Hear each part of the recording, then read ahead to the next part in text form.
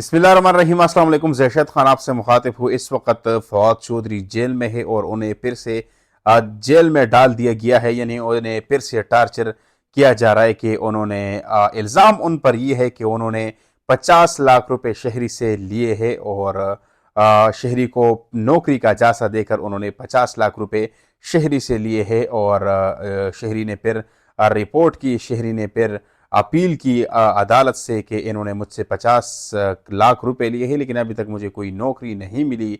तो बाद में जब ये खबर फौज चौधरी तक पहुंची और फौज चौधरी ने कहा कि ऐसा कुछ भी नहीं है, मुझे पता ही नहीं और ना ही मैं इस शख्स को जानता हूँ।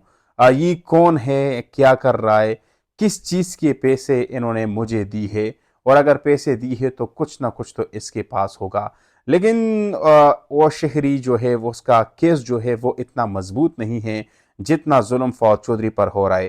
फौज चौधरी हम जानते हैं कि वो इस वक्त इमरान खान के साथ भी नहीं है, लेकिन फिर भी हमारा हक बनता है, एक सहाफ़ी होने के नाते हमारा हक बनता है कि जिस पर जुल्म हो उसके हवाले से बात करे, उसका आवाज़ बुलंद करे।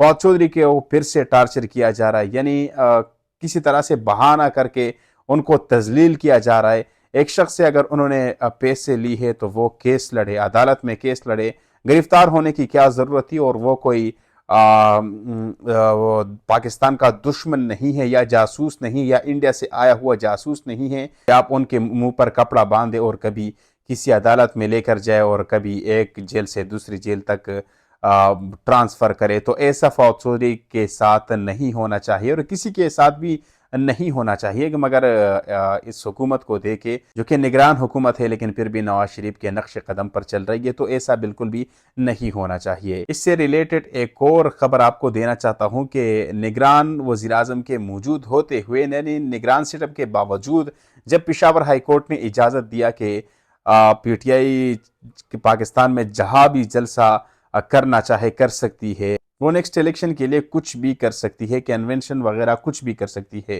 तो तकरीबन 2 दिन पहले मानसेरा में कन्वेंशन था, पीटीआई का कन्वेंशन था, और ये तकरीबन 3-4 महीनों के बाद पहला कन्वेंशन था। तो जब इमरान खान गिरफ्तार हो गया है तो उसके बाद ये पहला कन्वेंशन था।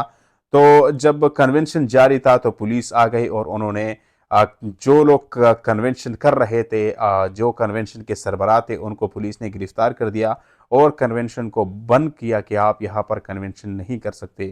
तो पेशावर हाई कोर्ट के बावजूद सुप्रीम कोर्ट तक भी बात चली गई थी। सुप्रीम कोर्ट के ऑर्डर के बावजूद निगरान सेटअप बाज नहीं आई, और वो बाज क्यों नहीं आई? क्योंकि वो नवाज शरीफ के नक्श कदम पर चल रही है। तो ऐसा बिल्कुल भी नहीं होना चाहिए, और अगर हम जितनी भी मजम्मत करें इससे कुछ होगा नहीं जब तक पाकिस्तानी अवाम उठेगी नहीं और वो इन खबीसों और बेगैरतों के खिलाफ आवाज़ उठाएंगे, पाकिस्तानी अवाम इनके खिलाफ आवाज़ उठाएंगे तो तब कुछ होगा।